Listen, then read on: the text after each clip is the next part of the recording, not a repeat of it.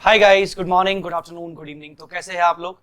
I hope आप सब अच्छे होंगे। आप बहुत अच्छे होंगे, मैं भी अच्छा हूँ। ये टॉपिक शुरू कर रहा हूँ मैं अभी। End AS 10 events after the reporting period. End AS 10 बहुत ही छोटा सा टॉपिक है। मैं यूं कहूंगा कि ये टॉपिक बेसिकली आपने जो इंटरमीडिएट में आईपीसीसी में जब आपने एएस 4 पढ़ा था, सेम वैसा वैसा का वैसा टॉपिक है। कुछ भी बदलाव नहीं है। यस, कुछ भी बदलाव नहीं है। हम इस टॉपिक को देखते हैं कितनी जल्दी कंप्लीट कर पाते हैं। इस टॉपिक में कंटेंट के अलावा जितना भी इसमें कंसेप्ट है, थ्योरी है, उसके अलावा इसमें टोटल मिला के I think if I am not wrong 24 से 25 नंबर ऑफ क्वेश्चंस हैं। बट मैं सिलेक्टेड क्वेश्चंस ही आपके साथ डिस्कस करूंगा, क्योंकि मैक्सिमम क्वेश्चंस बहुत ही इजी कैटेगरी के हैं, या तो फिर वो पूरे के पूरे इंटरमीडिएट और आईपीसी से कॉपी किए गए हैं। मतलब मैंने सारे के सारे क्वेश्चंस इंस्टीट्यूट के मॉड्यूल से लिए हैं, बट इंस्टीट्यूट ने भी वो कहीं ना कहीं पहले से ही आईपीसीसी लेवल, इंटर लेवल पे पूछ लिए होते हैं, और वो बहुत ही इजी होते हैं। मतलब एक ही बार में क्वेश्चन पढ़ के अप्रोचेबल होते हैं। तो चलिए इसके रिगार्डिंग हम यहाँ पर बात करते हैं। Ind AS 10 events after the reporting period. याद होगा आपको एएस 4 हुआ करता था, events occurring after the balance sheet date. याद है कि नहीं? आपको एएस 4 हुआ करता था contingencies and events occurring after the balance sheet date. वैसे ही यहां पर है events after the reporting period. अच्छा जी। Keep going, difficult roads can lead to beautiful destination. Obviously yes, आपको बस चलना है, आगे बढ़ते रहना है, हार नहीं माननी। चलिए, तो यहां पर हम बात क्या करने वाले हैं? यहां पर हम बात करने वाले हैं meaning of events after the reporting period. ये क्या होता है meaning of event after the reporting period? पहले समझ लेते हैं। कोई भी इवेंट, चाहे फेवरेबल चाहे अनफेवरेबल, अब जैसे ही मैंने बोला फेवरेबल या अनफेवरेबल, एंटिटी के लिए कोई भी ऐसा इवेंट, कोई भी घटना घटित होती है जो एंटिटी के फेवर में भी हो सकती है, जैसे एंटिटी को गेन हुआ, या एंटिटी को नुकसान हुआ, अनफेवरेबल भी हो सकती है। अगर कोई इवेंट रिपोर्टिंग डेट के बाद या रिपोर्टिंग पीरियड के बाद, अच्छा अब यहां पर आप पूछोगे सर रिपोर्टिंग डेट या रिपोर्टिंग पीरियड माने? सब लोग बोलेंगे सर 31 मार्च। Yes correct. और भी बहुत लोग बोलेंगे कि सर 31 मार्च के अलावा अगर हमारे क्वार्टर एंडिंग फाइनेंशियल स्टेटमेंट्स बनते हैं, इंटरिम फाइनेंशियल स्टेटमेंट्स बनते हैं, तो उनको भी तो अपन रिपोर्टिंग डेट, रिपोर्टिंग पीरियड बोलते हैं कि नहीं बोलते? तो यहां पर मैं बोलूंगा कि जब भी आप अपने फाइनेंशियल स्टेटमेंट्स बनाते हो, जब आप क्वार्टरली फाइनेंशियल स्टेटमेंट्स बनाते हो, हाफ ईयरली फाइनेंशियल स्टेटमेंट्स बनाते हो, लेट अस से आपने फर्स्ट क्वार्टर एंडिंग हुआ, तो आपका फर्स्ट क्वार्टर एंडिंग कब होगा? April, May, June. 30th June will be the reporting date and April to June will be the reporting period. अगर कोई भी इवेंट रिपोर्टिंग पीरियड के बाद हुआ है, मतलब नेक्स्ट रिपोर्टिंग पीरियड में हुआ है, एक रिपोर्टिंग पीरियड एंड होने के बाद अगर इवेंट हुआ है, और आपके फाइनेंशियल स्टेटमेंट्स उस रिपोर्टिंग पीरियड के जो एंड हो चुका है उसके फाइनेंशियल स्टेटमेंट्स अगर अभी तक अप्रूव नहीं किए गए या फिर अप्रूवल डेट से पहले अगर इवेंट अकर हुआ है, तो उस इवेंट को कवर किया जाएगा इस इंड एस में।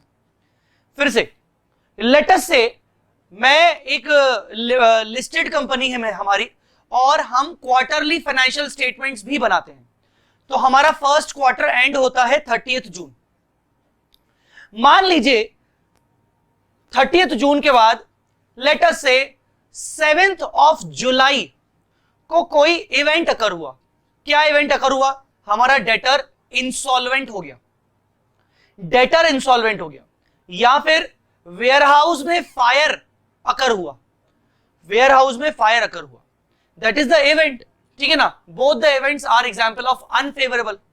इन्वेस्टमेंट्स का वैल्यू बढ़ गया, फेवरेबल इवेंट, बट ये हुआ 30th जून के बाद। ठीक है ना? और आपके जो 30th जून के फाइनेंशियल स्टेटमेंट्स हैं, वो बोर्ड ऑफ डायरेक्टर्स ने बोर्ड मीटिंग में अप्रूव किए, और बोर्ड मीटिंग कंडक्ट किया गया, लेट अस से बोर्ड मीटिंग कंडक्ट किया गया 1 अगस्त को। So 1 August will be the date of approving the financial statements. Date of approving. याद रखिएगा, फाइनेंशियल स्टेटमेंट्स को अप्रूव कौन करता है? Approving authority. Approving authority share holders नहीं हो सकते। Approving authority in maximum cases, अगर कॉर्पोरेट्स की बात करें तो बोर्ड ऑफ डायरेक्टर्स होते हैं। ठीक है ना? तो बोर्ड ऑफ डायरेक्टर्स ने 1 अगस्त को फाइनेंशियल स्टेटमेंट्स को अप्रूव किया। जबकि 7th ऑफ जुलाई को एक इवेंट अकर हुआ। इस इवेंट को मैं बोलूंगा this is the event occurring which is occurred after the reporting period. कौन सा reporting period? First quarter. It is the event which is occurred after first quarter. अब हम ये स्टैंडर्ड क्यों पढ़ रहे हैं? ये स्टैंडर्ड हमें इसीलिए पढ़ाया जा रहा है कि कोई भी ऐसे इवेंट्स जो रिपोर्टिंग पीरियड के बाद अकर हो बट फाइनेंशियल स्टेटमेंट्स अप्रूवल की डेट से पहले, जो आपका रिपोर्टिंग पीरियड एंड हुआ है उसके फाइनेंशियल स्टेटमेंट्स अभी अप्रूव मान लीजिए नहीं हुए और उससे पहले इवेंट हो गया, तो still there are some chances कि उस इवेंट का इंपैक्ट हम अपने फाइनेंशियल स्टेटमेंट्स में दिखा सकते हैं।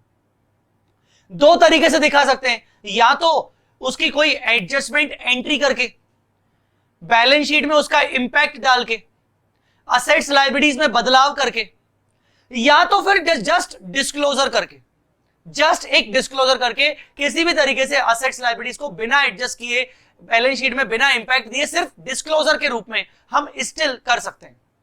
इस इंडेस का इंटेंशन ये हुआ कि भाई कोई भी इवेंट अगर अकर हुआ है रिपोर्टिंग डेट के बाद और अभी तक रिपोर्टिंग पीरियड के जो फाइनेंशियल स्टेटमेंट्स है वो अप्रूव नहीं हुए हैं, तो क्या उस इवेंट का स्टिल कुछ ना कुछ इंपैक्ट हम अपने फाइनेंशियल स्टेटमेंट्स में शो कर सकते हैं कि नहीं। यही बस इसका इंपैक्ट होता है, यही इस इंडेस का ऑब्जेक्टिव है, ठीक है ना। तो क्या कह रहा है, एक second, yes, meaning of events after the reporting period. Events after the reporting period are the period between the end of reporting period and the date when the financial statements are approved. अब यहां पर पहले वो समझा रहा है कि कौन से पीरियड की बात चल रही है। रिपोर्टिंग पीरियड के बाद अगर कोई इवेंट अकर होता है तो उसको event occurring after the reporting period कैसे बोलेंगे?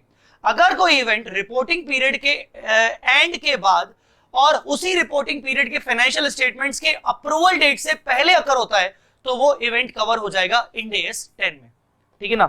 इन्होंने कई सारे एग्जांपल्स दिए हैं, यहां पर आप देखेंगे कई सारे एग्जांपल्स दिए हैं। जैसे अपन पहला एग्जांपल एक बार सबसे पहले पढ़ लेते हैं। The board of directors of ABC limited in its meeting on 5th of May reviews and approves the account for the year 31st March। 31st March के फाइनेंशियल स्टेटमेंट्स को 5th of May को approve किया गया। Issues then to the share holder, approve करके उन्होंने share holders को issue किया। Accounts are adopted by the share holders, share holders ने AGM में उनको एडॉप्ट किया। याद होगा आपको बोर्ड मीटिंग के बाद AGM होती है। AGM में शेयर होल्डर्स ने उन फाइनेंशियल स्टेटमेंट्स को एडॉप्ट कर लिया, मतलब एक्सेप्ट कर लिया कि okay the date of approval for the financial statement for the purpose of this standard is 5th of May। इसका मतलब शेयर होल्डर्स जब फाइनेंशियल स्टेटमेंट्स को एडॉप्ट करते हैं AGM में, that date can not be treated as approval date. What date should be considered if in some cases the management of the entity is required to issue its financial statement to the supervisory board made up of solely of non-executive for approval। कभी कभार किसी entities में, बड़ी entities में, MNCs में क्या होता है कि once the board of directors approve the financial statements then these are issued to supervisory committee before being adopted by the shareholders। मतलब बोर्ड मीटिंग के बाद और AGM से पहले ये फाइनेंशियल स्टेटमेंट्स को सुपरवाइजरी बोर्ड या उसको कोई भी नाम दे दो, कमिटी, सुपरवाइजरी कमिटी, जो कि रिव्यू करेगी, जस्ट एक रिव्यू करेगी। वो कोई अप्रूव नहीं करती, वो फाइनेंशियल स्टेटमेंट्स को रिव्यू करती है कि ओके ये ऐसा है, ऐसे इस तरीके से है। जनरली ये तब इसलिए होता है क्योंकि उसकी तैयारी की जाती है। भाई AGM में अगर कोई सवाल जवाब पूछे जाएंगे तो बेसिकली हम पहले उसको चेक कर ले, रिव्यू की जाते हैं। तो क्या यहां पर अब तीसरा एक और डेट आ गया। एक डेट था बोर्ड ऑफ डायरेक्टर्स का अप्रूवल, एक था शेयर होल्डर्स का एडॉप्शन और बीच में आ गया सुपरवाइजरी बोर्ड। यहां पर ये सुपरवाइजरी बोर्ड का कोई रेलेवेंस नहीं है, आपका डेट ऑफ अप्रूवल वही रहेगा जब बोर्ड ऑफ डायरेक्टर्स ने अप्रूव किया और इशू किया। In such case financial statements are approved for the issue when the management approves them for the issue to supervisory board. तो जब बोर्ड ऑफ डायरेक्टर्स ने, मैनेजमेंट ने जब अप्रूव करके इशू करना शुरू किया, इशू जिस दिन किया उस दिन माना जाएगा आपका अप्रूवल डेट, ठीक है। एक और एग्जांपल पढ़ते हैं। On 18th May 2012 the management of entity approves financial statements for issue to the supervisory board. Supervisory board is made up of solely non-executive directors and may include representative of employees and outside investor। उस board में कई सारे लोग हैं, कई सारे अलग अलग एम्प्लॉइज के, आउटसाइड लोन प्रोवाइडर्स, इन्वेस्टर्स के रिप्रेजेंटेटिव्स हैं। Supervisory board approves the financial statements on 26 में। स्टिल मैं बोलूंगा कि आपका 18th में ही माना जाएगा date of approval of financial statements. तो 31 मार्च के बाद और 18 मई से पहले अगर कोई इवेंट अकर हुआ है तो वो इस इंड AS में कवर हुआ, ठीक है, 18 में। आगे हालांकि इसमें क्या कह रहा है, financial statements are made available to the share holders on 1 June. Share holders approve the financial statements. देखो वो वर्ड कुछ भी करे, शेयर होल्डर ने अप्रूव किया, सुपरवाइजरी बोर्ड ने अप्रूव किया। अरे भैया पहली बात तो सुपरवाइजरी बोर्ड सिर्फ रिव्यू करता है, उसके बाद शेयर होल्डर्स को अडॉप्ट करता है। अप्रूव ऑलरेडी हो चुके होते हैं, बार बार अप्रूवल नहीं होता। हाँ, पर एक चीज याद रखना, मान लीजिए 18 मई को बोर्ड ऑफ डायरेक्टर्स ने अप्रूव किए फाइनेंशियल स्टेटमेंट्स, बाद में सुपरवाइजरी बोर्ड को देने के बाद सुपरवाइजरी बोर्ड को उन्होंने दिया और सुपरवाइजरी बोर्ड ने रिव्यू किया। सुपरवाइजरी बोर्ड ने एक बड़ी कोई मिस्टेक निकाली फाइनेंशियल स्टेटमेंट्स में, and then board again decided to make some changes and then reapprove it. ऐसा भी होता है कि 18 मई को हम बोर्ड ऑफ डायरेक्टर्स ने अप्रूव किया, सुपरवाइजरी बोर्ड को दिया, सुपरवाइजरी बोर्ड ने 26 को कहा कि ये फाइनेंशियल स्टेटमेंट्स में बहुत बड़ी मिस्टेक है। बोर्ड ऑफ डायरेक्टर्स ने वापस से फाइनेंशियल स्टेटमेंट्स को ठीक किया और रीअप्रूव किया 1 जून को। टेल मी क्या होगा, डेट ऑफ अप्रूवल क्या होगा, 1 जून।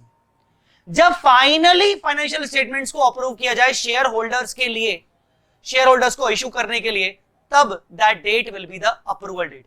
नाउ 18 मई को नहीं माना जाएगा अप्रूवल, सुपरवाइजर का तो वैसा भी कुछ नहीं है, उन्होंने फिर से अप्रूव किया बोर्ड ऑफ डायरेक्टर्स ने 1 जून को, तो 1 June will be the final approval date by board of directors और मैनेजमेंट, और वो मानी जाएगी डेट ऑफ अप्रूवल, ठीक है।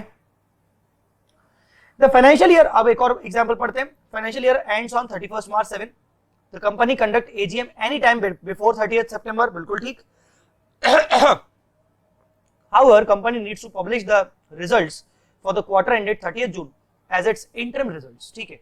एनुअल रिपोर्टिंग डेट 31 मार्च है, उसका AGM 30 सितंबर है, बट फर्स्ट क्वार्टर भी 30 जून जब हो जाएगा तो हमें रिजल्ट्स पब्लिश करने पड़ते हैं। Board of directors approves the financial statements for the year ended 31 march on 30th August। On 30th August approval हुआ 30th August। In the instant case, since the board is approving the accounts on 30th August, after the reporting period will be the period between 31st March to 30th August, बिल्कुल ठीक। However, in between the partial financial information has already been published। अब देखो 31st मार्च के बाद और 30th अगस्त के बीच में आपके क्वार्टर 1 के रिजल्ट्स भी कहीं ना कहीं पब्लिश हो रहे हैं। Now the question arises that if any information is revealed after the release of interim results for the quarter ending 30th June but before 30th August, should it be considered for the purpose of Ind AS 10 or not? Since partial information has already been published without considering the event that was revealed after publishing some financial information। क्या दिक्कत है, अगर मान लो उसके बाद भी कुछ reveal होती है तो हमारे पास तो 30th अगस्त तक की डेट पड़ी है ना, हम बिल्कुल उसको 30th अगस्त तक अगर हमें कोई भी इंफॉर्मेशन रिवील होती है तो हम उसको जरूर event occurring after the balance sheet date मानेंगे, event occurring after the reporting date मानेंगे। Will taking the cognizance of the additional information confuse the stakeholder? Will it be misleading? क्यों? In such a situation, Ind AS 10 requires that even if the partial information has already been published, events for the reporting period should be considered। ये किसी भी तरीके से mislead नहीं करेगा, बल्कि additional information देगा कि अपने क्वार्टर 1 के रिजल्ट्स में नहीं शो कर पाए क्योंकि तब तक वो इवेंट अकर नहीं हुआ। क्वार्टर 1 के रिजल्ट्स के जस्ट बाद मान लीजिए एक इवेंट अकर हुआ और 30th अगस्त से पहले हुआ, जिसका इम्पैक्ट आपके 31 मार्च के फाइनेंशियल स्टेटमेंट्स में भी पड़ रहा है और जिसका इम्पैक्ट आपके क्वार्टर एंडिंग रिजल्ट्स में भी पड़ रहा है, तो आप जरूर उसको देखोगे। इससे मिसलीड नहीं होगा बल्कि एडिशनल इंफॉर्मेशन बताई जाएगी और इससे फेयर पिक्चर दिखाई जा सकती है, ठीक है। तो इससे कोई फर्क नहीं पड़ता कि डेट ऑफ अप्रूवल और बैलेंस शीट डेट के बीच में अगर आपके इंटरिम रिजल्ट्स डिक्लेयर होते हैं और उस दौरान उसके बाद अगर कोई इवेंट अगर होता है तो भी चलता है, आपको तो उसको शो करना है इवेंट में, आपको उसको डिस्क्लोज या फिर एडजस्ट करना है, डिपेंड करता है कि उसका क्या ट्रीटमेंट होगा, हम उसको आगे पढ़ेंगे। Should the company report only unfavourable? नहीं, can be favourable unfavourable, event दोनों हो सकते हैं, चाहे फेवरेबल हो चाहे अनफेवरेबल हो। टाइप्स ऑफ इवेंट, एक होता है एडजस्टिंग इवेंट, एक होता है नॉन एडजस्टिंग इवेंट। नाम ही आपको सजेस्ट करता है एडजस्टिंग इवेंट मतलब ऐसा इवेंट जिसका इंपैक्ट आपको बैलेंस शीट डेट पर डालना है, आपको रिलेटेड असेट जो भी उस इवेंट के कारण असेट, किसी भी अगर असेट या लायबिलिटी पर इंपैक्ट हुआ है या फिर इक्विटी पर इंपैक्ट हुआ है, तो आपको उस असेट लायबिलिटी इक्विटी को एडजस्ट करना है। बेसिकली आपको 31 मार्च को मतलब रिपोर्टिंग डेट पर आपको एडजस्टिंग एंट्री पास करनी है। आप इवेंट वाले बाद में हुआ, पर उस इवेंट का आप इंपैक्ट बैलेंस शीट डेट पर देना चाहते हो। अब ऐसा कब होता है, जब ऑब्वियसली बैलेंस शीट डेट पर उस इवेंट के होने के कंडीशंस अवेलेबल थी। मतलब बैलेंस शीट डेट पर पहले से ही ऐसा लग रहा था कि वो इवेंट हो सकता है, और उस इवेंट का होना वाज जस्ट एन एविडेंस कि यस सी दिस, हमने तो पहले ही कहा था 31 मार्च को, तो हमें कंडीशंस दिख रही थी कि ऐसा कुछ हो सकता है, और सच में वो हो गया। तो इवेंट का आकर होना वाज जस्ट एन एविडेंस। ऐसे केस में उसको बोलेंगे एडजस्टिंग इवेंट। दूसरा होता है आपका non adjusting event. Non adjusting event मतलब ये कि बैलेंस शीट डेट पर आप किसी भी असेट लायबिलिटी इक्विटी में कोई भी बदलाव नहीं करेंगे। आप प्रॉफिट एंड लॉस स्टेटमेंट में कोई बदलाव नहीं करेंगे, आप किसी भी असेट लायबिलिटी इक्विटी को एडजस्ट नहीं करेंगे। आप सिर्फ उस इवेंट का एक प्रॉपर, एक रीजनेबल, एक अप्रोप्रिएट डिस्क्लोजर दे देंगे कि, और आप उसका नेचर ऑफ इवेंट बता देंगे, और आप उसका इंपैक्ट बता देंगे कि इसका इंपैक्ट आगे वाले फाइनेंशियल स्टेटमेंट्स में क्या पड़ सकता है। बट आप उसका इफेक्ट को जर्नलाइज नहीं करोगे, आप उसका एडजस्टमेंट एंट्री पास नहीं कर सकते। Non adjusting. अब ये कब होगा, जब ऑब्वियसली बैलेंस शीट डेट पर कोई भी कंडीशंस एग्जिस्ट नहीं कर रही है, और जो भी कंडीशन उस इवेंट की जो भी कंडीशन थी वो रिपोर्टिंग डेट के बाद अराइज हुई। As on balance sheet date, reporting date पर ऐसी कोई कंडीशन नहीं थी। For example, reporting date 31 March, fire occur हुआ 15 अप्रैल को। 31 मार्च को ऐसा कोई कंडीशन एग्जिस्ट ही नहीं कर रहा था कि फायर अकर हो सकता है। एवरीथिंग वाज फाइन, 15 अप्रैल को फायर अकर हो गया।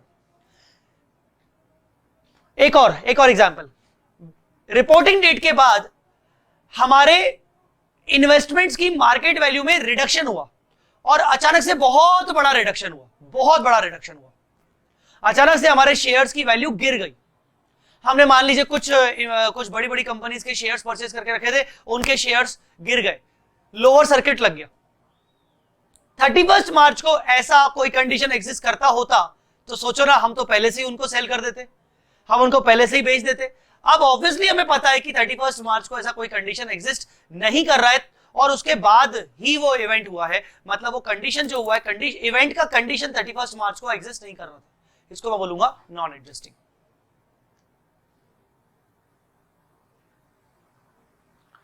क्लियर?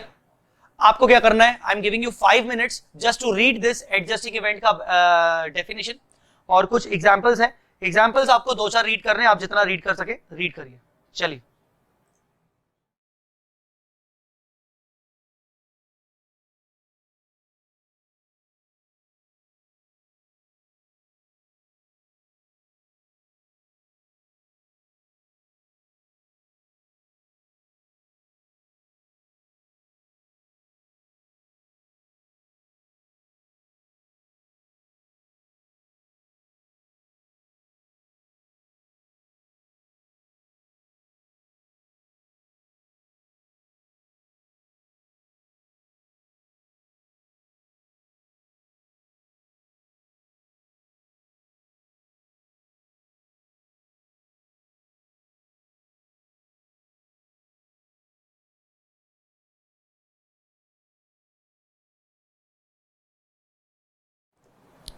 ओके, बिना कोई टाइम वेस्ट किए हुए मैं आगे बढ़ता हूं। चाहे आपने कितना भी पढ़ा, उससे कोई फर्क नहीं पड़ता। मैंने आपको बोला एडजस्टिंग इवेंट मतलब इवेंट तो अकर हुआ रिपोर्टिंग पीरियड के बाद, बट उस इवेंट का अकर होना was just an evidence. Balance sheet date पर, रिपोर्टिंग डेट पर तो कंडीशंस पहले से ही एग्जिस्ट कर रही थी। तो क्या लिखा है, evidence, provide evidence. Adjusting event means those event which provide the evidence, जिनके होने से एक एविडेंस मिल गया कि yes the conditions were existed at the end of the reporting period. Conditions were existed on the reporting period. These events related to the circumstances or conditions existed on the balance sheet date. Balance sheet date पर conditions exist कर रही होती हैं। कुछ अच्छे examples discuss करते हैं। मैं सारे डिस्कस नहीं करूंगा, आपको बाकी के पढ़ने पड़ेंगे। मैं कुछ एग्जाम्पल्स आपके साथ डिस्कस कर लेता हूं। Settlement of litigation against the entity after the reporting date, reporting date के बाद लिटिगेशन सेटल हुआ, पर लिटिगेशन सेटल हुआ पर पहले से ही कोर्ट में केस पहले से ही चल रहा था, मतलब रिपोर्टिंग डेट से पहले ही कोर्ट में केस चल रहा था, पर उसका जजमेंट कब आया? 31 मार्च के बाद। तो बैलेंस शीट डेट पर तो कंडीशन एग्जिस्ट कर ही रही थी कि हाँ अब आने वाले दिनों में इसका जजमेंट आने वाला है। इन respect of events that occurred before the end of reporting period, reporting period के पहले ही कुछ ना कुछ कांड हो चुका था, कोई ना कोई ऐसी घटना घटित हो चुकी थी जिसके बेसिस पर कोर्ट केस किया गया, और बैलेंस शीट डेट पर अभी उसका डिसीजन पेंडिंग था, बट बैलेंस शीट डेट के बाद जजमेंट आ गया। That is the condition existed on the balance sheet date.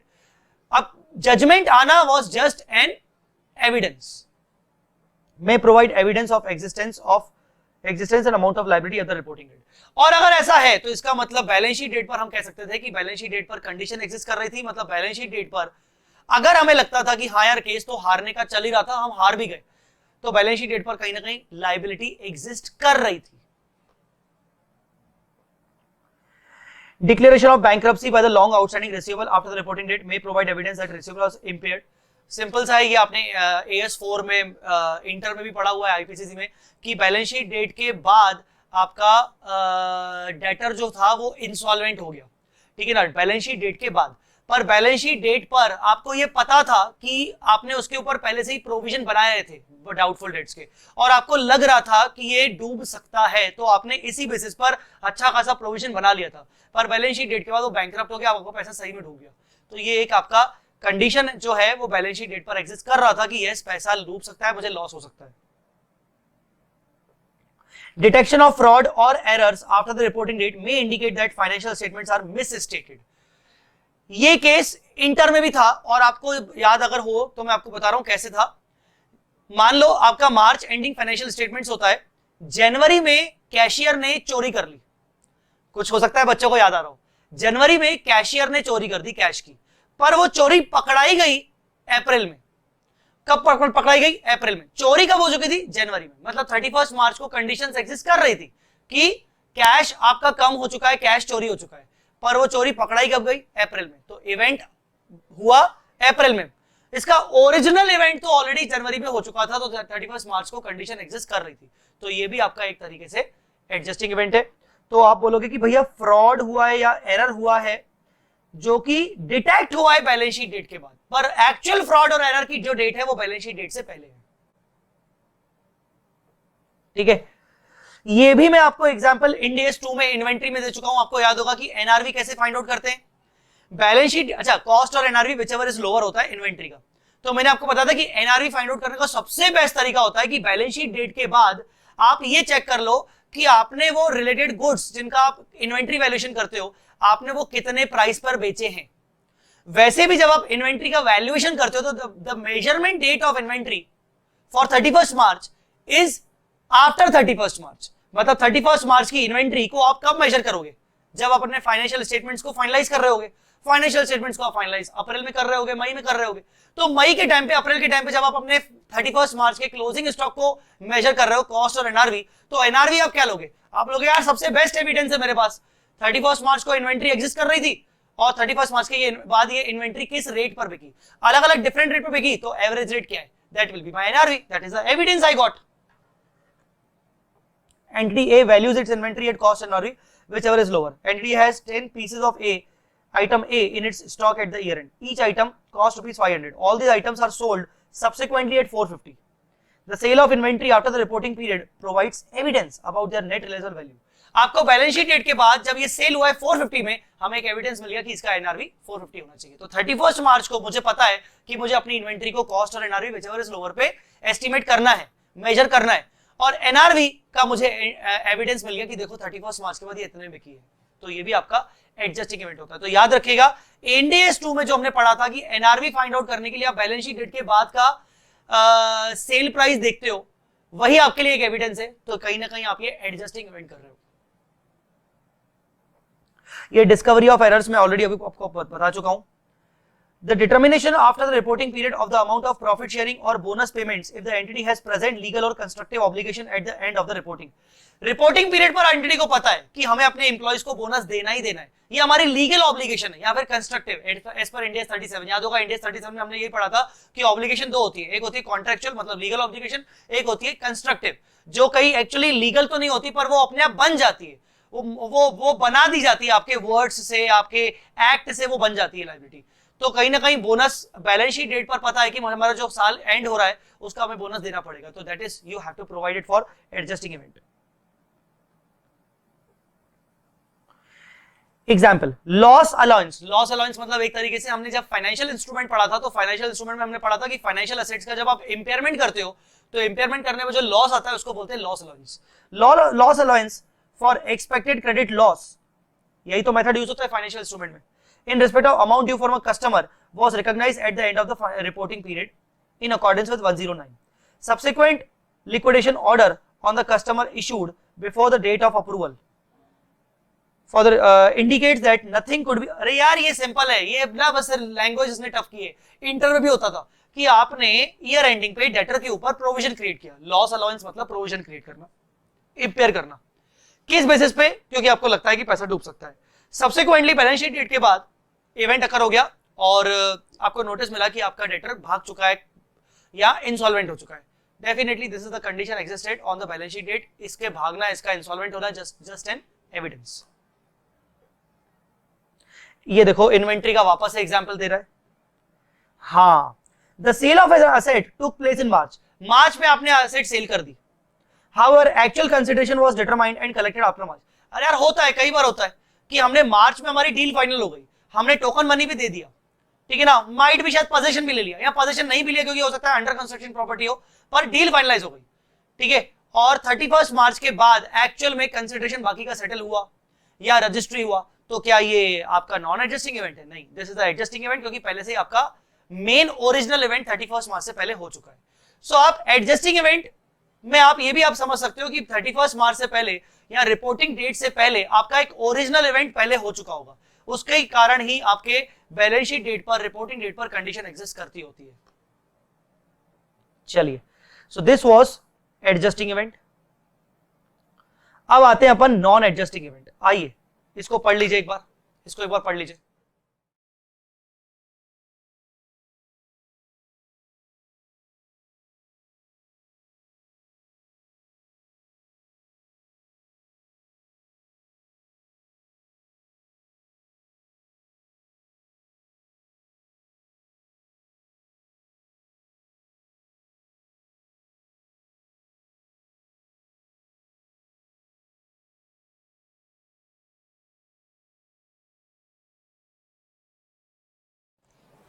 Yes, चलिए आगे बढ़ते हैं। Those that are indicative, words पर ध्यान दीजिए, which are indicative of conditions that arose after the reporting period.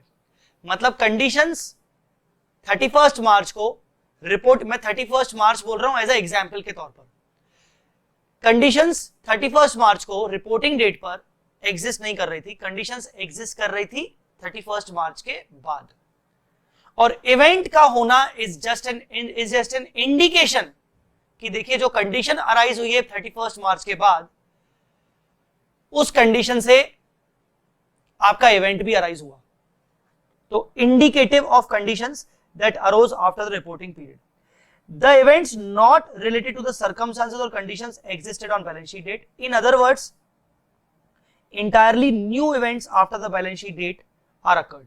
New event are occurred. Decline in the market value of investments, ये एक example है। और क्या क्या है भाई?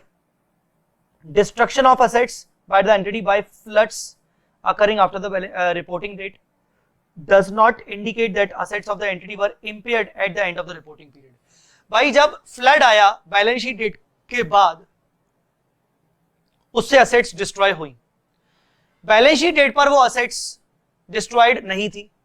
बैलेंस शीट डेट पर कोई ऐसी कंडीशन एग्जिस्ट कर रही थी क्या कि आगे चल के आपकी असेट्स को इंपेयर करना पड़ेगा, असेट्स की वैल्यू डाउन करनी पड़ेगी, असेट्स को राइट ऑफ करना पड़ेगा बिकॉज आगे एक फ्लड आने वाला है। बैलेंस शीट डेट पर कोई कंडीशन एग्जिस्ट कर रही थी क्या? नहीं। कंडीशन कब एग्जिस्ट हुई? बैलेंस शीट डेट के बाद। किस रूप में?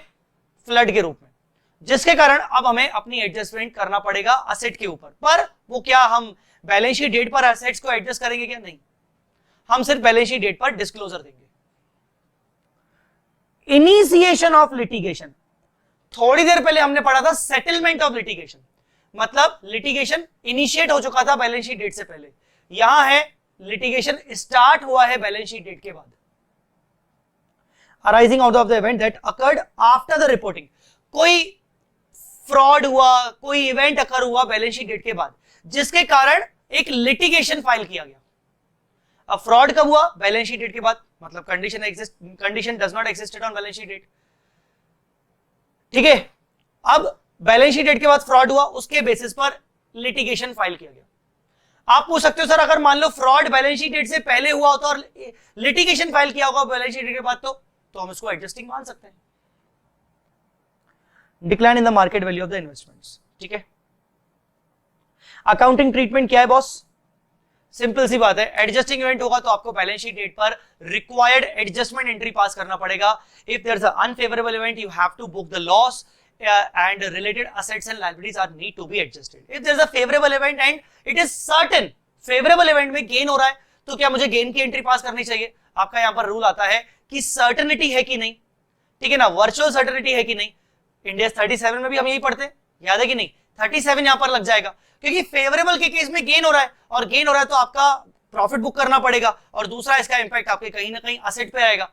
तो यहां पर आता है आपका इंडिया 37 बीच में, और इंडिया 37 आपको पता है क्या बोलता है कि कॉन्टेंजेंट असेट हमें डिस्क्लोज भी नहीं करनी, मतलब कॉन्टेंजेंट असेट एक ऐसी होती है जहां पर सर्टेनिटी नहीं है। अगर वर्चुअली सर्टेन है तो आप असेट को डायरेक्टली एडजस्ट कर सकते हो, रिकॉर्ड कर सकते हो। Adjusting event to adjust the amount recognised in the financial statements और to recognise item that were not previously recognised. या तो बैलेंस शीट में जो असेट और लायबिलिटीज है अगर वो अफेक्ट हुए हैं तो उनको चेंज करो और रिलेटेड लॉस बुक करो। मैं बार बार लॉस इसलिए बोल रहा हूं, गेन इसलिए नहीं बोल रहा हूं क्योंकि गेन फेवरेबल इवेंट है वो भी दिखाएंगे, बट यहां पर इंडेक्स 37 भी तो बीच में आएगा ना, उसके अकॉर्डिंग मुझे असेट दिखाना चाहिए कि नहीं, वर्चुअल सर्टेनिटी चेक करनी पड़ेगी। दूसरा, हो सकता है बैलेंस शीट डेट पर मुझे इंपैक्ट तो देना है, कोई नई लायबिलिटी दिखानी है तो मैं नई लायबिलिटी बुक कर लूंगा। Loss should be accounted, provision should be made. Non adjusting these event should be disclosed in the financial statements by way of notes to accounts। आपको डिस्क्लोजर देना है, no adjustment in the accounts is required. अब no adjustment का मतलब ये नहीं है कि उसका एडजस्टमेंट कभी नहीं देंगे। Financial statements which are approved, उन फाइनेंशियल स्टेटमेंट्स में हम उसका डिस्क्लोजर देंगे, कोई एडजस्टमेंट नहीं करेंगे, बट नेक्स्ट फाइनेंशियल स्टेटमेंट्स में तो डेफिनेटली वो एडजस्ट होगा।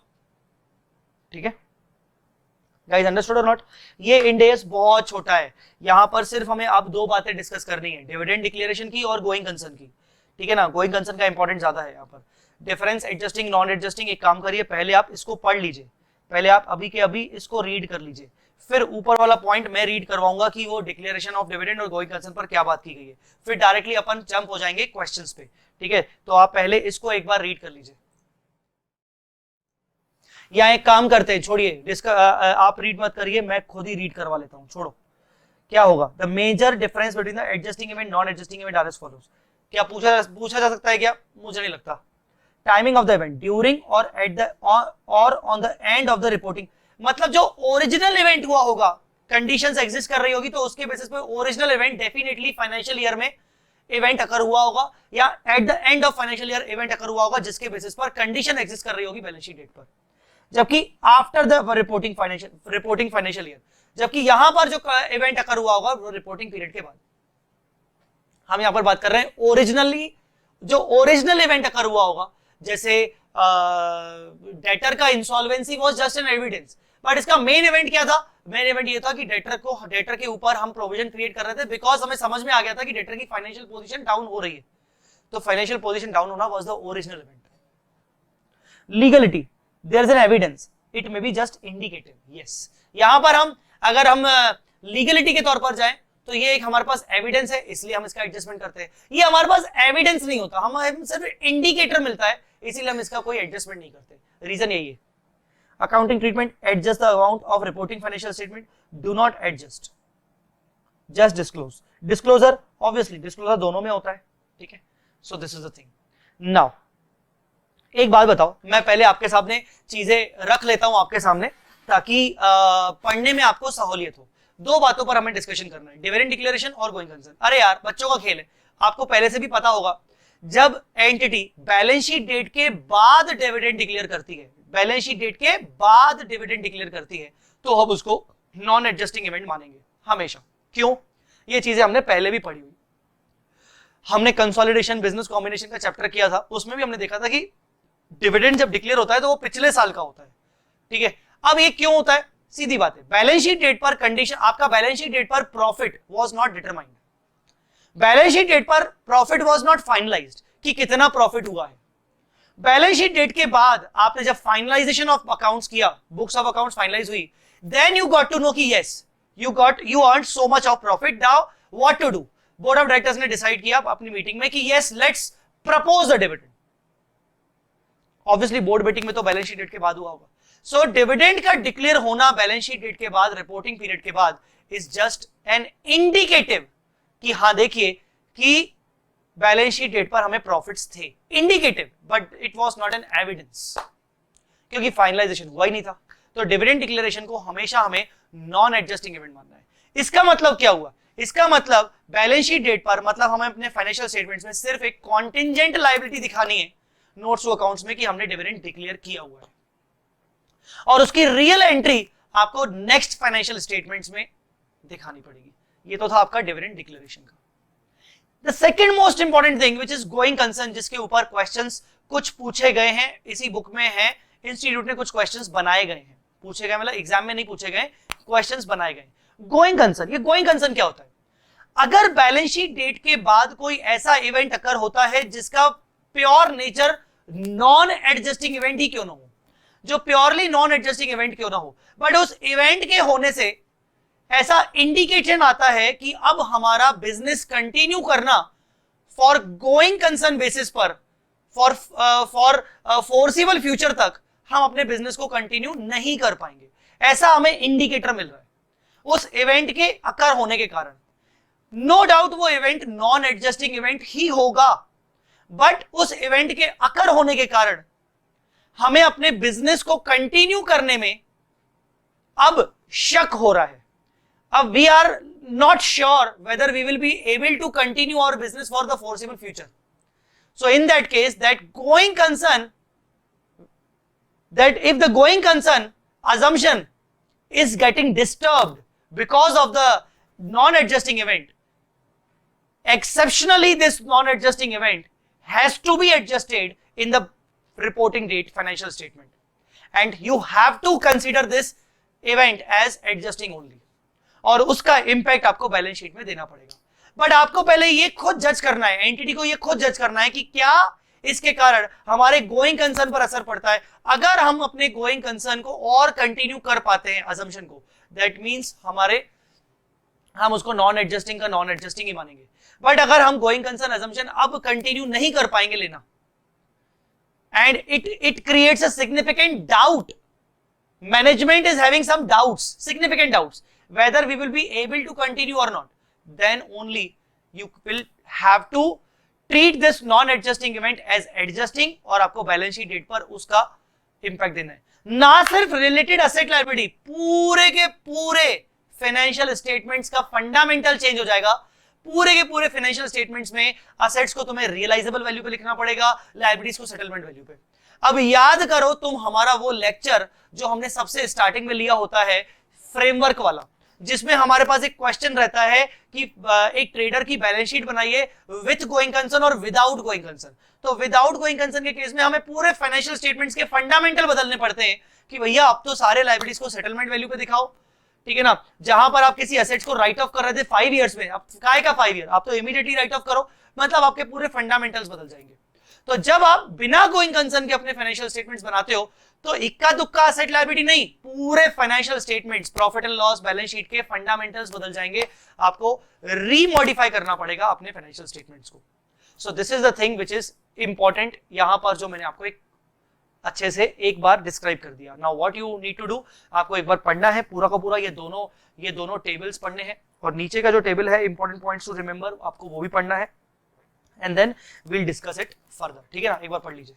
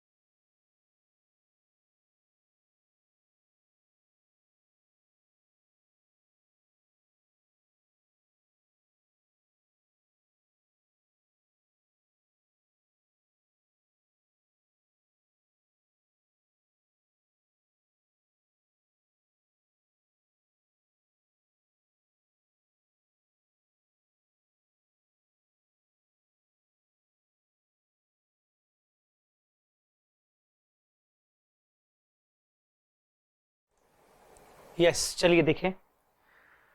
Always treated as non-adjusting, proposed dividend shall not be recognized as liability at the end of the reporting period. Simply, हम इसको क्या बनाएंगे? Contingent liability only. Going concern. If after the balance sheet date, entity's going concern assumption is no longer appropriate. Entity जो assume करके चलती कि हमारा forcible future तक बिजनेस चलेगा, अब वो assumption is not appropriate to take, then it should adjust assets and liabilities. Basically यहां पर AS4 गलती से आ गया है, ये इंड AS10 होगा। Does not require any disclosure. Ind AS requires a disclosure of fact in case of going concern assumption is not followed. It requires, ठीक है। Important points. Dividend declared after the reporting period but before the approval of financial do not recognize liability disclosed in the notes. No obligation existed at the time. Going concern. If the management determines after the reporting period either it intends to liquidate the entity or to cease the trading. ये बहुत important word है और ये आपको going concern का question आया तो ये वर्ड लिखना पड़ेगा। अगर मैनेजमेंट ये डिटरमाइन करता है after the reporting period that either it intends to liquidate, अगर उसको लगता है कि नहीं अब एंटिटी को हमें लिक्विडेट करना पड़ेगा, और या फिर उसका इंटेंशन तो नहीं है पर अब it ceases to trade, अब उनकी ट्रेडिंग एक्टिविटी खत्म हो चुकी है। और टू सीज द ट्रेडिंग मतलब अगर मैनेजमेंट ये डिटरमाइन करता है कि हमें लिक्विडेट करना पड़ेगा, it intends to liquidate the entity, और to cease the trading management determine करता है कि अब हम अपना बिजनेस बंद कर रहे हैं, लिक्विडेट कर रहे हैं, या अब हमारी ये पर्टिकुलर ट्रेडिंग नहीं हो पाएगी, बिजनेस ट्रेडिंग नहीं हो पाएगी। Do not prepare the financial statements on a going concern basis, आपको गोइंग कंसर्न बेसिस पर फाइनेंशियल स्टेटमेंट्स नहीं बनाना है। Make necessary disclosure of not following going concern, आपको यह भी बताना है कि आपने गोइंग कंसर्न क्यों फॉलो नहीं किया। और द इवेंट्स और condition that may cast significant doubt upon the entity's ability, ऐसे क्या कंडीशंस आ गई जिससे एंटिटी को अब डाउट हो रहा है कि the entity is not able to continue. ठीक है। Date of approval of financial statements approved after the reporting period, disclose the date when the financial statement were approved, ये तो ठीक है, ये नॉर्मल है। Updating the disclosures about conditions at the end of the received information after the reporting period, update disclosures, वो भी ठीक है। तो ये इंपॉर्टेंट है आपका। ठीक है। A going concern company assumes that raw material inventory and work in progress will be completed in due course and the inventories of finished goods would be ready for sale. But if the company has no intention to continue with the business, it may take a decision to sell the raw material and WIP at best available market price, maybe at scrap value. Yes. अब सोचो इसका ये fundamental देखा आपने, fundamental क्या है? अगर एक कंपनी जो गोइंग कंसर्न बेसिस पर बना रही है अपने फाइनेंशियल स्टेटमेंट्स बना रही है, तो उसको अपने रॉ मटेरियल और WIP मेजर करने पड़ेंगे basically as per Ind AS 2, और वो ये सोच के मेजर करेगी कि भैया हमारे तो फिनिश गुड्स सेल होंगे। और आपने इंड AS 2 पढ़ा था, measurement of raw material depends on the measurement of finish goods, measurement of WIP depends on the measurement of finish goods.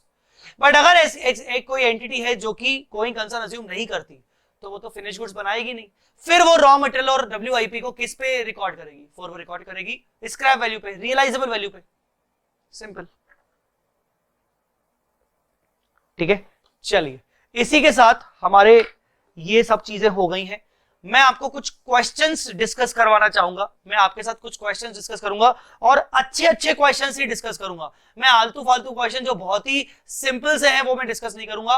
And आपको मैं ये जरूर रिकमेंड करूंगा कि आप सारे क्वेश्चन जो मैंने डिस्कस नहीं करवाए वो जरूर एक बार पढ़ें। हार्डली एक क्वेश्चन विल टेक 3-4 मिनट्स। ठीक है। तो आप आइए question number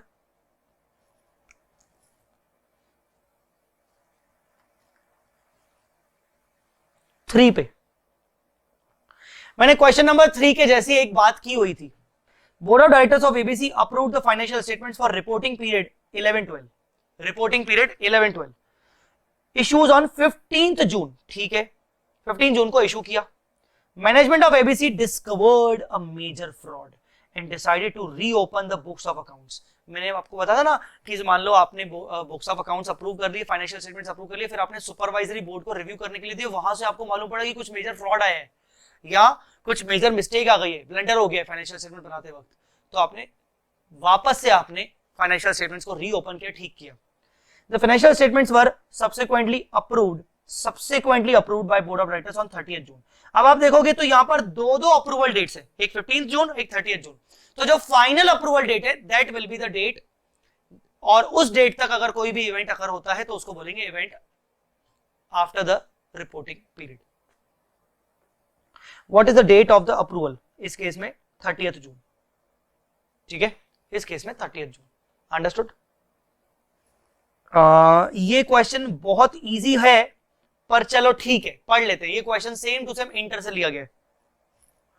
While preparing the financial statements for year ended 31st March 11, XYZ Limited made a general provision for bad debts at the rate of 5% of its debtors.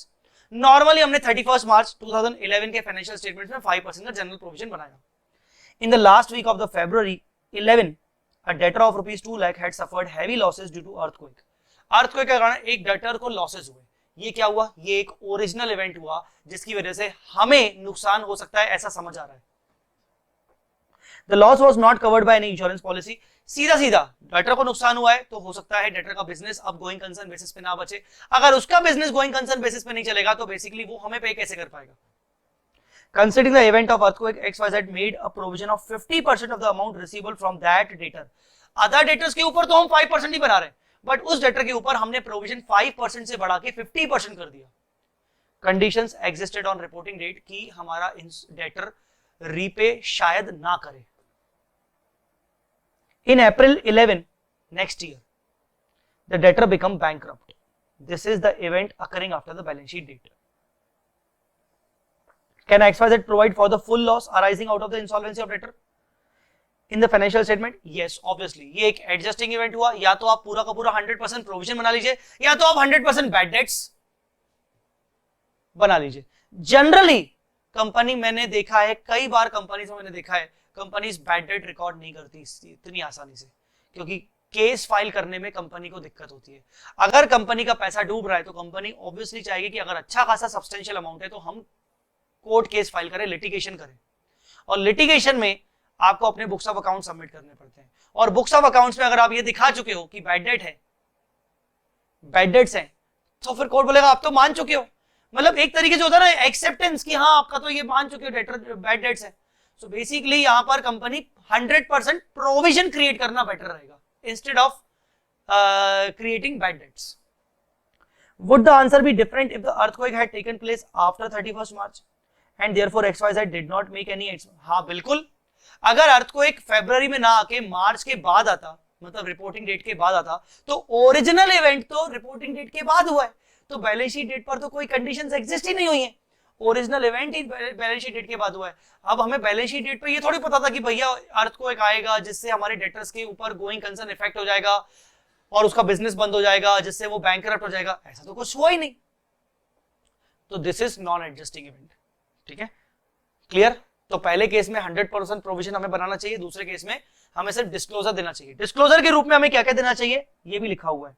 Nature of the event, estimate of the financial effect.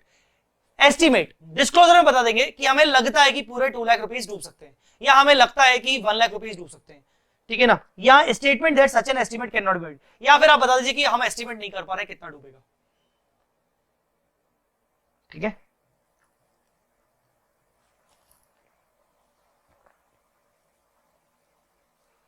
ये easy है, ये वही NRV वाला question है। End AS 2 cost और NRV whichever is lower, तो NRV आपको find out हो जाएगी।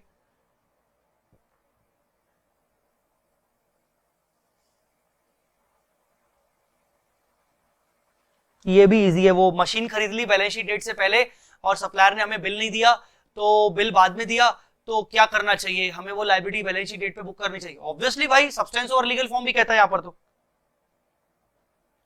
ये क्वेश्चन नंबर 7 आपको याद होगा, इंड AS 1 में हमने पढ़ा था जब आपकी नॉन करंट लायबिलिटी को करंट में शिफ्ट करना पड़ता है, क्योंकि आपने कोई डिफॉल्ट कर लिया जिससे वो आपकी नॉन करंट लायबिलिटी करंट में शिफ्ट हो गई, मतलब आपका लोन रीपेबल ऑन डिमांड बन गया। बट अगर आपने after balance sheet date but before the approval of financial statements, अगर आपने उसको रेक्टिफाई करवा लिया तो आप उसको कंटिन्यू कर सकते हो लॉन्ग टर्म में। ठीक है ना, ये उसी का एग्जाम्पल है, बिल्कुल डिट्टो सेम टू सेम है, हमने बिल्कुल कॉपी क्वेश्चन हमने इंड AS 1 में ऑलरेडी किया हुआ है।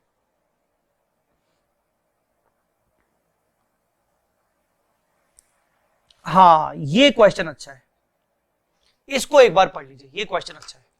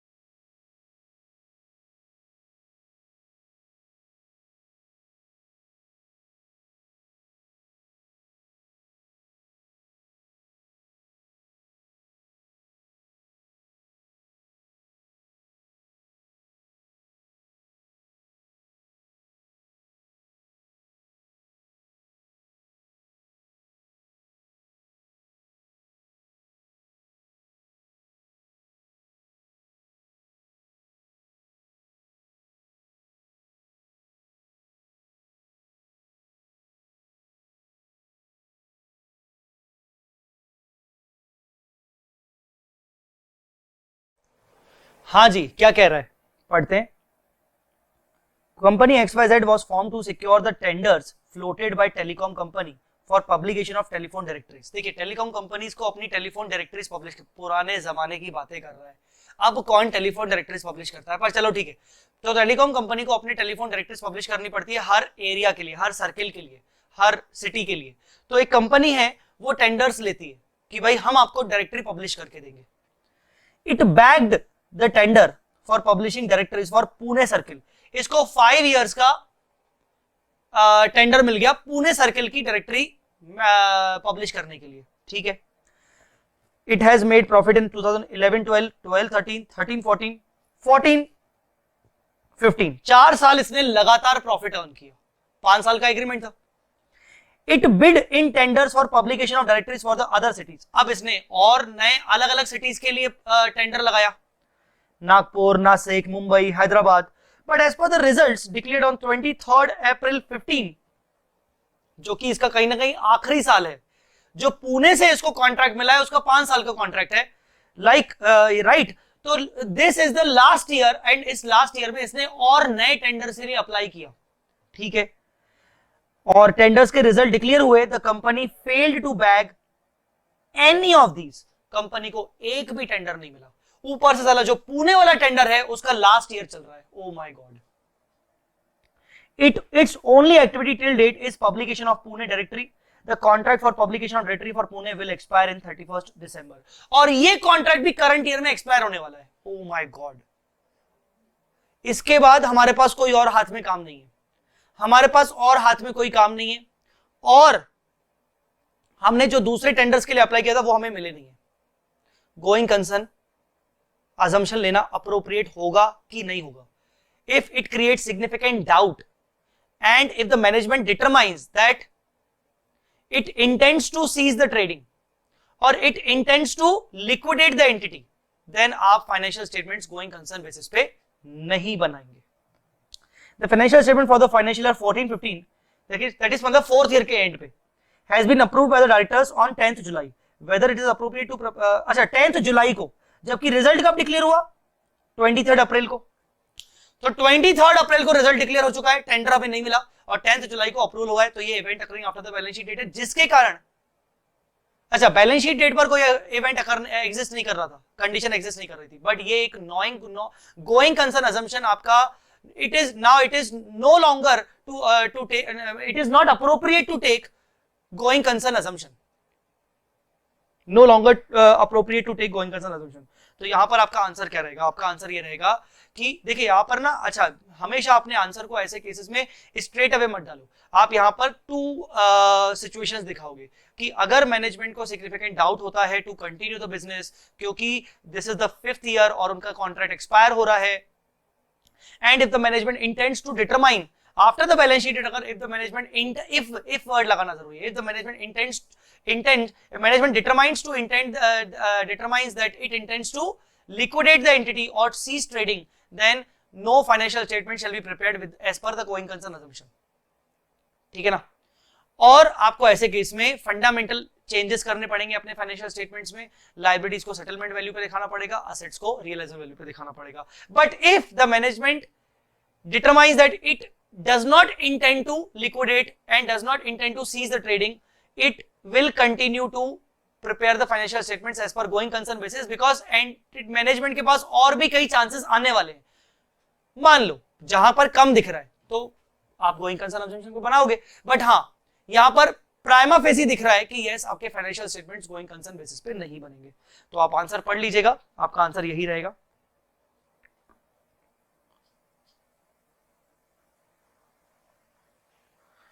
ये भी वही है, गोइंग कंसर्न के ऊपर है कि आपका प्लांट डैमेज हो गया 40 लाख का, हालांकि इंश्योरेंस में आपका रिकवरी हो गया 27 लाख का, और एक सिंगल प्लांट डैमेज हुआ है, तो आप गोइंग कंसर्न असम्पशन आपका कंटिन्यू रह सकता है, बट फिर भी आप इफ एंड बट लगा के दोनों बातें लिख सकते हो.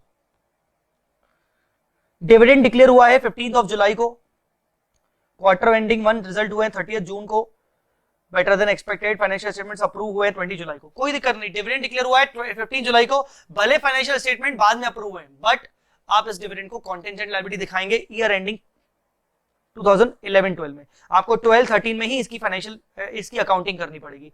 Will the dividend B accounted for in the financial 12-13? Yes.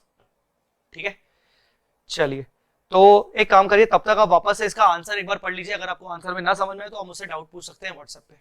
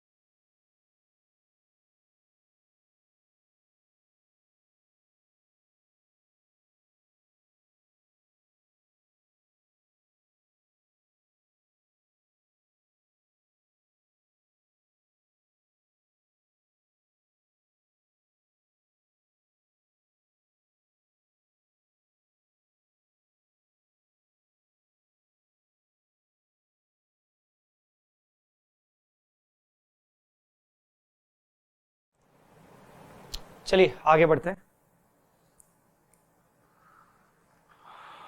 Question number 11 आप कर लीजिएगा. क्वेश्चन नंबर 11 में ये बोल रहा है कि अगर डिविडेंड इक्विटी शेयर्स पर डिक्लेयर होता है बैलेंस शीट डेट के बाद, तो वो तो कॉन्टेंजेंट लायबिलिटी मानी जाती है, नॉन एडजस्टिंग इवेंट माना जाता है रिपोर्टिंग डेट पर. हम उसकी एंट्री नेक्स्ट फाइनेंशियल ईयर में करते हैं, नेक्स्ट पीरियड में करते हैं. बट अगर यहीं पर प्रेफरेंस शेयर्स के ऊपर डिविडेंड है तो उसका क्या होगा? तो आपको यहाँ पर ध्यान देना चाहिए कि क्या प्रेफरेंस शेयर्स क्यों एक लायबिलिटी है, एक फाइनेंशियल लायबिलिटी है as per Ind AS 109. If yes, तो उसके ऊपर देने वाला dividend will be treated as good as interest, so it should be a charge against profit.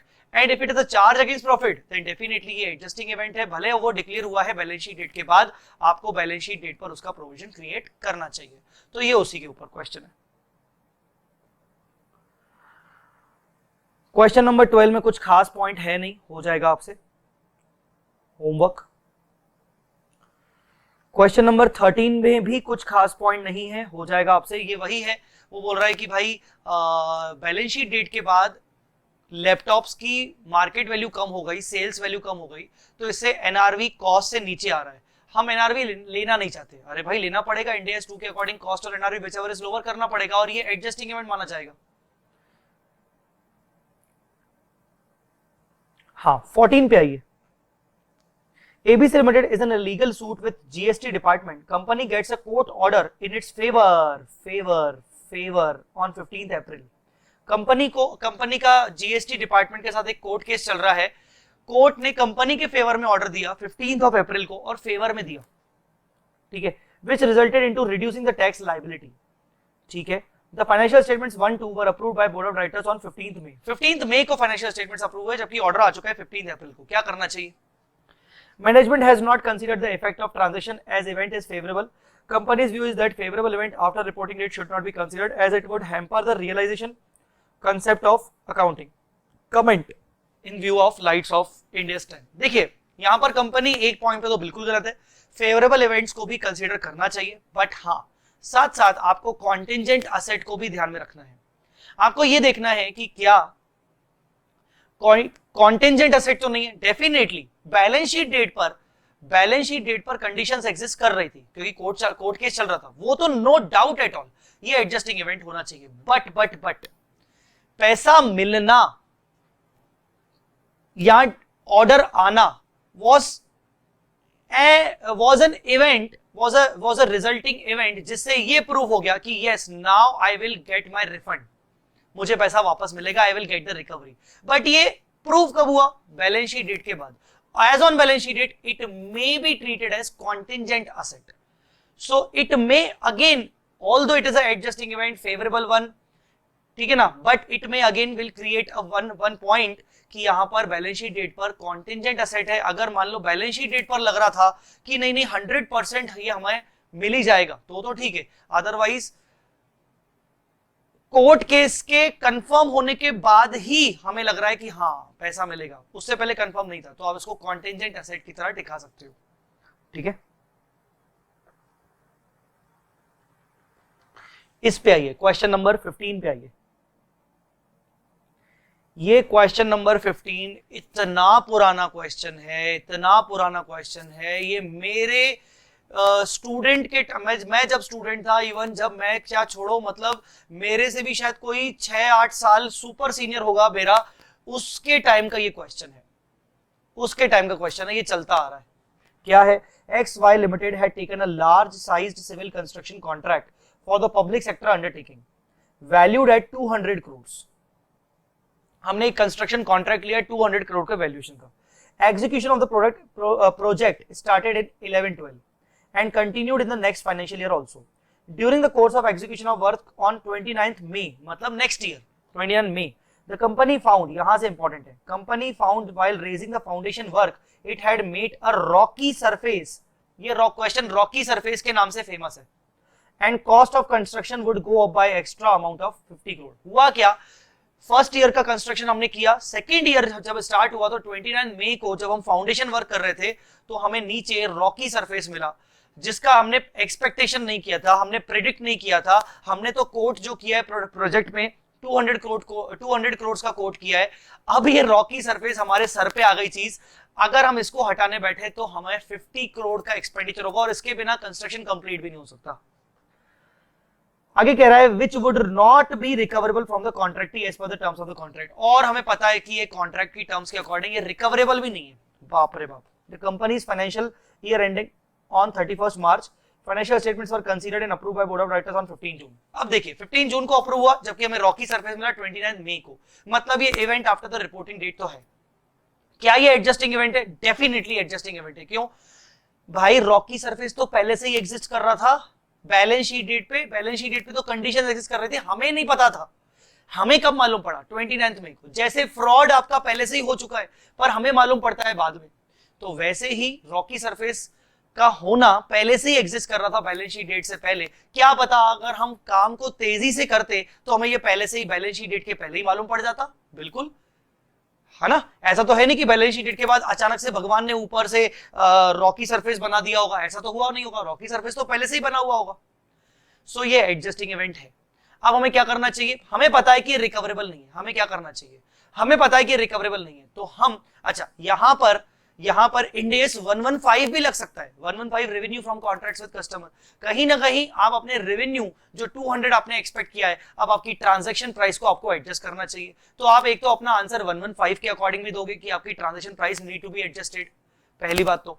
दूसरा आपको लॉस का प्रोविजन क्रिएट करना चाहिए, क्योंकि 150 का आपका खर्चा होगा। 150 का अगर खर्चा होगा, सी ट्राई टू अंडरस्टैंड, 115 में क्यों बोल रहा हूं, क्योंकि आपका 200 का प्रोजेक्ट कॉस्ट है, प्रोजेक्ट का वैल्यू है, फिक्स प्राइस है ना। यहां पर आपका ये एक्सपेंस है, या तो आप इसको अपने ट्रांजेक्शन प्राइस से माइनस करो 115 के अकॉर्डिंग, या तो आप 200 को चेंज मत करो, ट्रांजेक्शन प्राइस आपका 200 ही रहेगा, और क्योंकि ये वेरिएबल कंसिडरेशन का पार्ट हो सकता है ना, या तो फिर आप इसका लॉस प्रोविजन क्रिएट कर लोगे अपनी बुक्स ऑफ अकाउंट्स में, एडजस्टिंग इवेंट है तो ऐसा रहेगा। तो ध्यान दीजिएगा, ये क्वेश्चन अच्छा है, एक बार इसको रीड कर लीजिएगा। The cost of the project and profit should be accounted for accordingly, ये आपका एडजस्टिंग इवेंट होगा कह रहा है, ठीक है। क्वेश्चन नंबर 16, ये भी अच्छा क्वेश्चन है, आई थिंक कॉन्टिंजेंट असेट पे होना चाहिए। A Limited was required to pay penalty for the breach in the performance of a contract. Penalty pay करनी पड़ती है। A Limited believed that penalty was payable at a lower amount than the amount demanded by the other party. Penalty जितनी हमसे demand की गई है ना, वो सही डिमांड नहीं की है, हमें लोअर पेनल्टी पे करनी चाहिए, पर हमसे ज्यादा डिमांड की गई है। तो हमने क्या किया, A Limited created the provision for penalty but also approach, हमने provision for penalty, हमने provision तो create कर लिया कि चलो जितनी डिमांड की गई हम provision बना लेते हैं, पर हम arbitrator के पास गए, for example कोर्ट के पास गए, with the submission that case may be dismissed with the cost, और हमने ये बोला कि भाई ये केस मतलब हमने ये जो पेनल्टी है ये पेनल्टी कम होनी चाहिए, हमने कॉस्ट भी किया इसके ऊपर। A Limited prepared the financial statement for 11/12, approved in July, arbitrator in June awarded the case in favor of A Limited, थोड़ी देर पहले हमने फेवर वाली बात की थी, favor of A Limited, as a result of the award of arbitrator the provision earlier made was required to be reduced। ठीक है, provision तो हम रिड्यूस कर देंगे, कोई दिक्कत ही नहीं है, बिल्कुल रिड्यूस कर देंगे provision, but the arbitrator also decided, यहां से पढ़िए, arbitrator also decided cost of the case should be borne by the other party। ये जो केस करने का जो खर्चा है ना A Limited का, इसकी कॉस्ट भी अदर पार्टी कॉम्पनसेट करेगी A Limited को। A Limited ने ये थोड़ी सोचा था, ठीक है। अच्छा, now whether A Limited is required to remeasure its provision, yes of course it is an adjusting event, favorable है तो आपको अपने प्रोविजन को कम करना चाहिए। What would be the accounting treatment of cost that will be recovered by A, which has already been charged to statement of profit and loss? A Limited तो अपनी books में कॉस्ट ऑफ दिस आर्बिट्रेशन पहले से ही book कर चुका है। क्या A Limited अपनी बुक्स में बैलेंस शीट डेट पर असेट क्रिएट करेगा? द आंसर इज नो, क्योंकि अगर वो असेट क्रिएट करता है तो उसको इनकम बनानी पड़ेगी या एक्सपेंस को रिवर्स करना पड़ेगा और असेट क्रिएट करना पड़ेगा। द आंसर इज नो, क्योंकि बैलेंस शीट डेट पर ये फिक्स नहीं था, ये डिटरमाइंड नहीं था कि हमें जो cost of bearing the arbitration fees है, आर्बिट्रेशन है, वो हमें रिकवर हो जाएगी। दैट इज अ कॉन्टिंजेंट, और वो उसका recovery was determined, was fixed, was it happens only on the date of order, और ऑर्डर आया कब? जून में, ऑर्डर आया जून में, तो जून में ये सर्टेन हो गया कि that the amount will be recovered, the cost will be recovered. तो जून में आपका ये असेट क्रिएट हो रहा है, आपको रिस्पेक्टिव इनकम बुक करनी चाहिए, पर बैलेंस शीट डेट पर आप इसको कॉन्टिंजेंट असेट बनाओगे। तो यहां पर क्वेश्चन में दो चीजें पूछी गई है, क्या प्रोविजन एडजस्ट होगा? डेफिनेटली होगा, प्रोविजन को रिड्यूस करना पड़ेगा बैलेंस शीट डेट पर, बट साथ साथ जो कॉस्ट का रिकवरी है बैलेंस शीट डेट पर, कॉस्ट की रिकवरी को अकाउंट फॉर नहीं किया जाएगा, वो एक कॉन्टिंजेंट असेट है। यहां पर आप जब पढ़ेंगे तो आपको ये वाला पैरा पढ़ना है, contingent assets are assets assessed continuously, 37 बोलता है आपको बार बार कंटिन्यूअसली असेस करते रहना चाहिए to ensure that developments are appropriately reflected. If it has become virtually certain, अगर वर्चुअली सर्टेन हो जाए that inflow of economic benefit will arise, the asset and related income are recognised. फिर आप record करो asset को और income को। आगे लिखा गया है, on the basis of the above, contingent assets should be recognized in the financial statements of the period in which realization of asset and related income becomes virtually certain। जब virtual certainty हो जाए कि yes पैसा realise हो जाएगा तो ही आपको book करना चाहिए। क्या 31 मार्च को वर्चुअल सर्टेनिटी थी? नहीं, आपने तो कोर्ट केस ही बाद में फाइल किया। देखिए कोर्ट केस कब फाइल हुआ,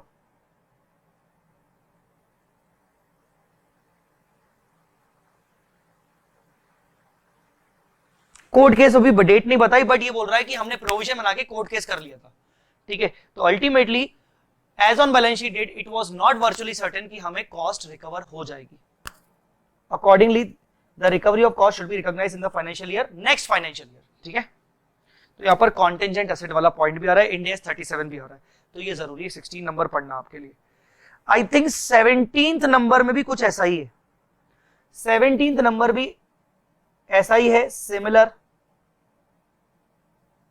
टू क्वेश्चन 16, तो इसको भी मैं एग्जाम कर रहा हूं, पढ़ लीजिएगा होमवर्क।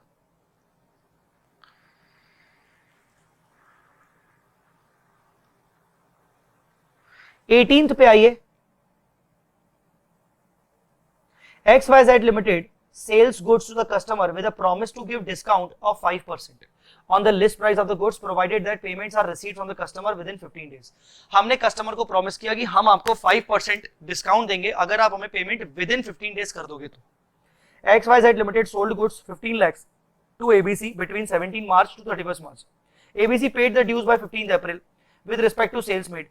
हमने जितना भी सेल्स किया ABC को 17 मार्च से 31 मार्च के बीच में, उसके लिए ABC लिमिटेड एलिजिबल हो गई डिस्काउंट के लिए, क्योंकि उसने विद इन 15 डेज मतलब 15 अप्रैल तक हमें पे कर दिया। अब 15 अप्रैल तक पे कर दिया उस सेल के लिए जो सेल हम उसको 31 मार्च को कर चुके हैं, तो उसके लिए ABC limited will be eligible for 5% discount from the trader. तो बेसिकली ट्रेडर क्या बोलेगा, यार ये तो बेसिकली मुझे इसको एडजस्ट करना चाहिए क्योंकि ये सेल कब की हुई है, मार्च एंडिंग की हुई है, तो कंडीशंस एग्जिस्ट कर रही है, टर्नओवर तो डिटरमाइन हो चुका है कि हाँ यार सेल तो हो चुकी है, तो डेफिनेटली जो मुझे डिस्काउंट है वो देना पड़ेगा। 115 के अकॉर्डिंग मुझे डिस्काउंट को वेरिएबल कंसीडरेशन मानते हुए ट्रांजैक्शन प्राइस में एडजस्ट करना चाहिए, और ये एडजस्टिंग इवेंट है। मतलब यहाँ पर दो चीजें आती है, इंड AS 10 के अकॉर्डिंग ये एडजस्टिंग इवेंट है, यस। 115 के अकॉर्डिंग मुझे ट्रांजैक्शन प्राइस में इंपैक्ट देना पड़ेगा, मेरा टर्नओवर कम करना पड़ेगा मुझे, बस यही पॉइंट है। बाकी बेटा सारे क्वेश्चंस बहुत ही लल्लू चल्लू क्वेश्चंस हैं, तो ये सारे के सारे क्वेश्चंस आपके होमवर्क हो जाएंगे। 19, 20, 21 ये एक्साइज डिपार्टमेंट आपसे वो रिकवरी कर रहा है, और बैलेंस शीट डेट के बाद आपको ऑर्डर आया है और अप्रूवल से पहले आया है। आपको लगता है कि 28 लाख की रिकवरी ना हो, मतलब पे ना होके 15 लाख पे होना चाहिए, आपने कोर्ट में केस भी किया हुआ है, ठीक है। बट ये जो एक्साइज डिपार्टमेंट आपसे रिकवरी कर रहा है वो लास्ट ईयर के मैन्युफैक्चरिंग के बेसिस पर रिकवरी कर रहा है। मतलब आपने लास्ट ईयर में रेट्स अलग रेट के बेसिस पर एक्साइज ड्यूटी पे किया था, जबकि आपसे हायर चार्ज किया गया था, और एक्साइज डिपार्टमेंट ने पहले से ही उसको अमेंड करके रखा था प्रोविजन को, उस प्रोविजन को। तो अकॉर्डिंगली एक्साइज डिपार्टमेंट की डिमांड सही है, और वो पिछले साल की मैन्युफैक्चरिंग के बेसिस पर है, तो ये एडजस्टिंग इवेंट हुआ। बट जो डिमांड है 28 लाख वो गलत है, उसको लगता है एंटिटी को, उसको लगता है कि 15 लाख होनी चाहिए, इसलिए उसने केस फाइल किया गया, उसने अपील किया है, तो उसको 15 लाख लग रहा है, तो वो बेस्ट एस्टिमेट 15 लाख के अकॉर्डिंग प्रोविजन क्रिएट करेगा, सिंपली। बाकी सारे आपके होमवर्क हैं, एवरीथिंग इज रिपीटेड क्वेश्चन, सब क्वेश्चंस रिपीटेड हैं। आप देखोगे अगर maximum questions are repeated, maximum questions are repeated, तो सारे के सारे रिपीटेड क्वेश्चंस हैं। तो ये पूरा का पूरा आप देख लीजिएगा, मैं इस नोट्स का जो इसका जो नोट्स हैं उन नोट्स को भी मैं आपको इसके सॉफ्ट कॉपी डिस्क्रिप्शन में प्रोवाइड कर दूंगा, ठीक है। चलिए, तो ये हो गया हमारा इंड AS 10, बहुत ही छोटा सा स्टैंडर्ड IPCC इंटरमीडिएट लेवल का स्टैंडर्ड। आई होप आपको ये समझ में आ गया होगा। समझ में क्या आना, आपको तो पता ही होगा कि ये पहले से ही आपने इसको पढ़ के रखा होगा, तो आई डोंट थिंक कि इसमें आपको कोई ज्यादा मेहनत लगी होगी, दिमाग लगा होगा। Anyways, we'll come to the next Ind AS also, अभी के लिए इतना ही। और इसका चार्ट रिविजन भी आप कर सकते हो, मैं आपको बता दूं कि इसका चार्ट रिविजन भी आप कर सकते हो। बहुत ही छोटा सा स्टैंडर्ड है, मतलब 5 मिनट के अंदर आपका चार्ट से रिवाइज हो जाएगा। मतलब एग्जाम टाइम में आप क्या कर सकते हो, आप सिर्फ ये चार्ट पढ़ के जाना, और चार्ट में ही आप क्वेश्चन नंबर डाल देना कि आपको कौन कौन से क्वेश्चन बुक से रेफर करने चाहिए। आप 2-4 क्वेश्चन नंबर डाल देना कि मुझे ये वाले क्वेश्चंस देख के जाने, बस दैट्स इट। तो मेरा ये रिकमेंडेशन है कि चार्ट से आपका हो जाएगा। सो गाइस, चलिए, थैंक यू सो मच, अभी के लिए इतना ही। बाय बाय, जय माता दी, अल्लाह हाफिज।